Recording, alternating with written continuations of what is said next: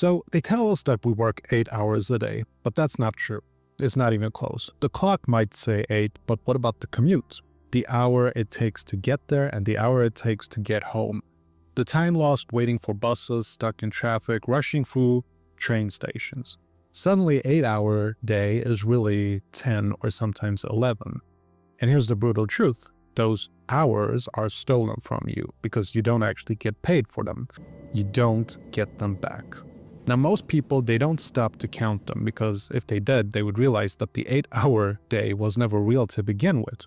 It was a compromise, born out of labor struggles in the 19th and 20th centuries when workers fought just to avoid 14-hour shifts in factories.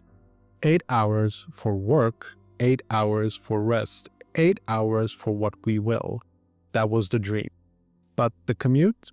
That was kind of invisible. No boss, no union, no politician ever put those hours into the equation. And yet today, they may be the biggest bet of them all. You know, the numbers are kind of terrifying. And I've actually done the research. In 2024, the average American one-way commute was 26.8 minutes. That's nearly 1 hour every day, over 250 hours a year. 6 full work weeks gone. Now, this was in major metro areas where transit commuters averaged 73 minutes one way, and the super commuters more than 2 hours each way, nearly 5 hours every day. So do the math. That's almost a complete workday, completely unpaid. So the illusion of the 8-hour day collapses the moment you add the commute. And that's something to think about. And that's what we're going to talk about today.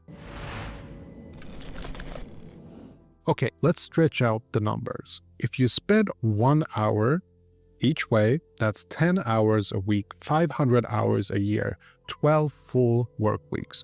Over a 40-year career, that's like 20,000 hours, 2 years of your life just sitting in transit.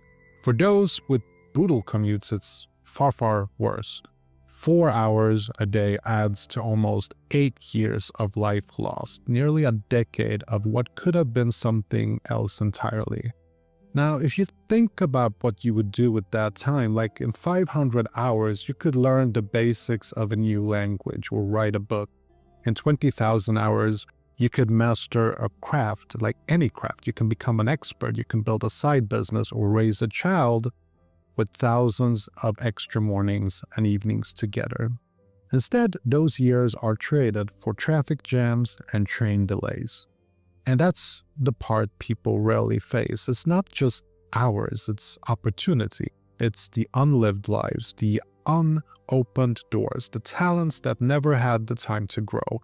The theft is not just money, it's time, and time is life.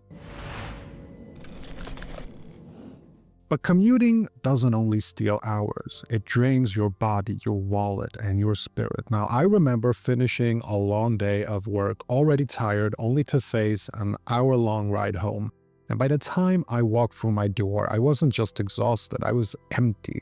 And weekends became dead zones. Weekends weren't rest, they were recovery.